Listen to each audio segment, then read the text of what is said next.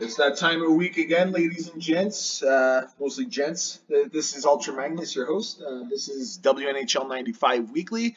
And there's been some changes in the league. A lot of the stuff to do with the Google Sheet. We have some incoming stuff and some exciting news to be able to present. So we'll kick it off right away. The very first thing that we have is the Season 3 sign-up. You don't feel like you have to be pressured or anything like that. This is just to see who's going to be playing in Season 3, and if you don't want to, that's perfectly fine. I actually got a hold of Aftershock. He's going to be playing in Season 3. However, it comes down to the same thing as well. Lloyd Xmas, will he become an expansion team, or will he become taking over Aftershock's team, and Aftershock will be an expansion team? I'll have to talk with both of them to find that out. Sudbury Slag for Colin. He's a new... he's part of the Waterloo crew. He's going to be coming in as well. And there's a few teams I believe are going to be doing some rebranding or moving or not coming back. I don't know the details, but I can confirm that there is a lot of people coming back for Season 3. And Season 3 will start in the new year. We're not pushing anything. We're going to have the season end by the end of next weekend, hopefully.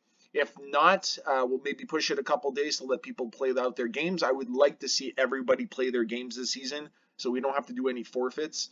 Then on top of it as well, we'll play the playoffs, hopefully within a week and a half, right before the holidays. Let everybody have a shutdown for a little bit. The Q will still run. That's another league that we started that just allows people to keep themselves fresh. However, at the same time, too, if you want to join in, there's always a floater team or potentially two floater teams we can maybe put in. It allows other players just to kind of stay warm through the playoffs or during the end of this regular season so that you don't get cold. So that's the first tab. The second one, we've removed the logos on the top. It's just cleaning it up a little bit, make things a lot faster. But so basically all our same information's here. Here's a RetroArch setup. Pretty self-explanatory. Dashboard, I've removed the players on the side, but everything else remains the same. So you click in the middle, you choose your team, you choose the season. So if you wanted to check your 95 season, everything will refresh, pop up your 95 stats. If you're in 96, you can see here, it'll refresh as well. However, then if you got a team, say like for an example, Troy Hill, he has the Blumpkin team. He doesn't have a 95 season, so none of his stats show up for 95. But for 96, he does. But then if he wants to see his 95 stuff, he has to go to Troy Hill, Teabaggers, and then change it to 95. But then at the same thing over here, his stats remain the same. His player stats are based on his username on Discord. His team records are based on the team. Point final. So, and his all-time records over here as well, I'm going to have to revise that because he's changed teams twice. It makes it a little trickier to like combine both of them, but I might have to do both and put them at the top here. Stat dashboard. This is a new thing I've added in. I'm not sure if anybody's really played with it much. The order is you choose your team. You want to be the Highland Wolf. You'll refresh the Highland Wolf based on the 96, 97 season and go all the way through. So it'll go 95 season, you'll see the stats change. You can go from season to playoffs, it'll change. You can go from total stats to per game averages, and then you would have to change the per game average. So if doing these two here, the matrix and the matrix type and matrix, they go hand in hand. So if I go in here and I want to see totals, it won't refresh the totals. You'll get a little red arrow down here in the corner. You change it to that, so then you can change it, and then you can see. So that's based on playoffs. Then you go regular season. Oh, everything else is the same. So these two here, and then you can also sort it. You can put it in order. So for 95 season, I think it's a little bit more disorganized. But here you can sort it based on the players. You can take it off. It just moves things around. So that's part here, and it'll also update up along the top. So if you go to 95, you'll see here it changes to 95. Down below is player comparison tool. So this here is based on just changing the team's jerseys and what the team's with. I'm still trying to figure it out, but the totals are going to be based on the season of 95. I have to find a way to be able to filter it to 96 as well, or the seasons.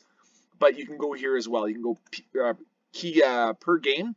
It'll give you the per game statistics, the league average. If this player is above the league average, he'll be in green. If they're below, they're not going to have anything. So I can go in, type in Brett Hull, and it'll automatically populate. You click on it, and it'll switch to Brett Hall. But then it's based on Brett Hall compared to everybody else in the league. So now that Olin Nolan had Joe Sakic before, he only had 1 or 2 categories, but now that Brett Hall's in there, he's got other ones, more on the power play points, shorthanded, and special team points. And you can also change it and filter it based on how many games. So you can actually see the numbers increase. So it'll say the league average is based on the minimum 30 games played and a maximum of 40. You can see here on the league averages, it'll change if I change it to 45. It'll go up very little, but you can also play with those figures. Then you got key matrix, key categories that teams can look at. You can see here like save percentages 0.74, but there's no goalies. So all these things here, none of the players here are going to have statistics because they're goalies. But if we go in and we go ahead Belfour will take over. Okay, shutouts. The league average is less than half a shutout per game. He's got 13. Wins is 2 wins per goalie. That we're considering goalies that are backups as well, so the numbers might be a little bit off. But 32 wins. Losses, the same thing. Same thing with ties, same thing with overtime losses, and the same thing with save percentage. Goals against average is a 2.46. He's a 1.76. So those are the kind of statistics you can look at. Then we also have player profiles. So player profiles that I took off the dashboard are now here under player details. So you can go in here and you can check in at Belfour. You can go here, it'll pop up his information, his ratings are down here, and he also has his player stats. So you can change it to playoffs for 95. You can change it to 96, like this. Okay, we haven't played the playoffs yet, but you can go into the season and it'll calculate all his stuff for the season. I don't have wins and losses in there for goalies, so it's not a big thing. Then player profile here, it will be based still on Ed Belfour, but you can see here his career percentages. He'll also have percentiles. So you can go like this, you can go down to 5 games, and you also see over here player position percentile, and then these statistics are based on their career. So you can see here Ed Belfour is below on everything I can get in his career, which is not great, but at the same time too, that's a per game basis. But if we go with totals, you can see here, oh, goals against average, he's in the top percentiles. He's in 98th percentile for goals for shutouts. Sorry, these things here have to shift overall each one. So shutouts, he's number 1. He's 98th percentile, so he's in the top in the league. And then if he's in white, it means that he's around the league average, and then in red, you're below the league average. Which for goalies, it would make more sense to having these statistics here below average. And then you can also see here the breakdown as well, based on goals, special teams. So special team points, assists, and goals based on the player and the league average. So it's something I'm playing with. I'm going to probably revise it a little bit more too. We still have the tribes. So if anybody joins a tribe, let me know. I'll add you to that tribe and so on and so forth. Standings, everybody's favorite spot to go and look. It's something that everybody enjoys. I enjoy it, and it's also, we haven't really had anybody technically confirm any kind of win. I do see here Sunnyvale. They can technically still win. They would finish with 66 points, but they would need Pitt to fail to win it. But the thing is that Sunnyvale cannot win the conference because Troy Hill's at 67. And Troy Hill, right now, he's only 0.5 away from not winning the conference because I think there's a tiebreaker involved, but I'm going to have to look at it. But other than that, like myself, I can't win the division or the conference. Some other players behind them could still technically win the conference and the division if the other teams ahead of them lose. I think King Raff is the only one that has technically kind of clinched. That is actually not that. I think Sean Bell is the only one that is technically in the driver's seat right now to win the conference and the division. Everybody else it's still kind of up in the air. A couple more games. Like for myself, the division, I can't win the division, but the thing is that you still have Lloyd Xmas who can come up there and still win. He still has 20 games, which would give him 40 points, which would give him 78 points if he wins out, which would win the division for himself. And we haven't really had anybody technically clinch a playoff spot, but it's still up in the air. Team schedule, you choose your drop down, you choose your team, and you can find out who you have left to play. Power polls, they were updated a couple days ago. So these are the new power polls. This is how much you've changed since the last time. These were the ranks. This is where you were before, but now these are your new ratings. So at the next time I do it, the ratings will be moved here to over here, and then the order will be reshuffled. Then we move into League leaders, still the same. I don't know what some people are doing. You're creating sheets. I don't like it. Stop doing it because it's pissing me off because I have to go in, and every time I have to go in and try to see if there's another bracket or something I have to do, it's all screwed up. Our league leaders, Joe Sakic broke the record for goals as well as points.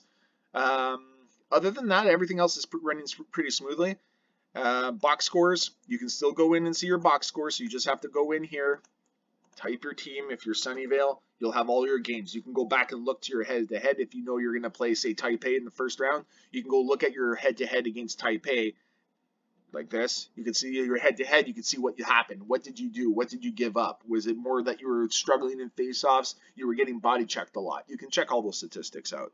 Our bracket is continuously updating.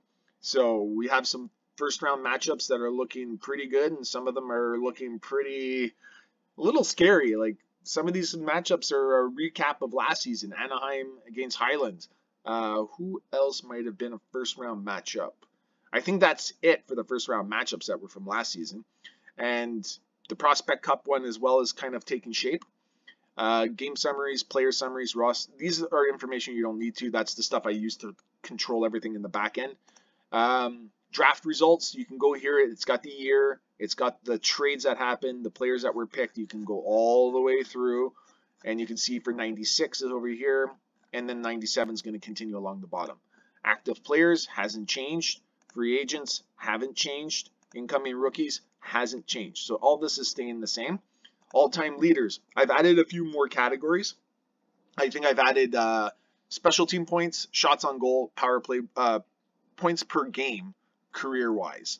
And it's the same thing with the goalies. I was able to find out the save percentage and the goals against average. So these are players that have played a minimum of 5 games. Their career average statistics will be added in there. So you can see where everybody is. There's no teams associated with it yet.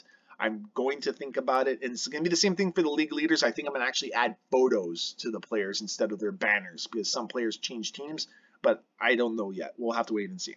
League records, revised it a little bit, so they cleaned it up a little. So it's not like a whole bunch of scrolling around. I've kept a 1-game record here for most goals combined.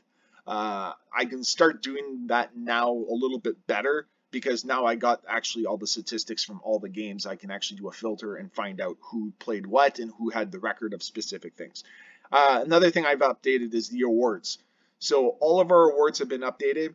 I know Sean Bell was saying, oh, well, why wasn't my guy included?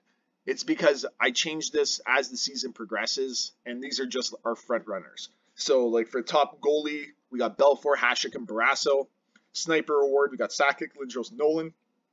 I honestly think Sniper Award is a foregone conclusion that Sakic's going to get it.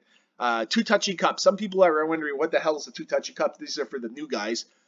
Two Touchy Cup is based on your defenseman who has the most points as well as your goalie. So if you are wondering, well, why isn't my defenseman considered in the consideration for the Two Touchy Cup? Is because your defenseman might be really good, but your goaltending is shit. So the thing is that I just didn't want to do a straight best defenseman. I wanted to find out what kind of things makes a great defenseman is also your goaltender. So if your goaltender is playing really well and you're putting up points, more the reason for you to be in there. Phil Housley is definitely one of them. Suter and Bork. Suter and Bork were there last year. I don't think Housley was. I think it was Malikov from Kaloran-Hein in the Red Truck District. Specialists, I think it's going to go to Sakic again, but Grand River's got Howard Chuck and Thunder Bay's got Lindros. Street Fighter Award most penalized. I thought it was going to be going to Nolan, but Gary Roberts comes in here all out of the blue. Best save percentage, Belfour, Fuhrer, and Barrasso. Classic Cup goes to the league's best record right now, Troy Hill, Renfrew, and Thunder Bay. Patrick Swayze Trophy, League MVP. Right now it's looking like it's going to be Sakic based on this, but I'm not going to count Lindros out yet. We don't know. Nolan's done. I don't think he's going to be in the running, and it's something that I think we'll end up doing a vote. Aftershock Cup. So basically the league's best coach, Sean Bell, Troy Hill, and King Raff.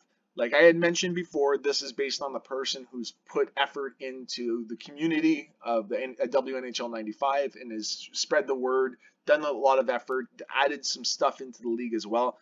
King Raff with the Extractor and all the other things that he's done with me this season has been like mind-blowing. Troy Hill with his derogatory comments His outlandish streams and everything's involved. He's probably the most active player on Discord for our league. And then Sean Bell, I applaud you on those weekly reports. Have been absolutely fantastic. To some degree, I feel like copying and pasting and making it into our booklet so everybody can kind of see, like from our season 2 recap, have that in there just so everybody knows like what happened in season 2. The Chet Steadman Award, Rookie of the Year. This is going to be a hands down going to, I think, Pitt, but depending on which player it's going to go to. It's going to go to Forsberg or Carey.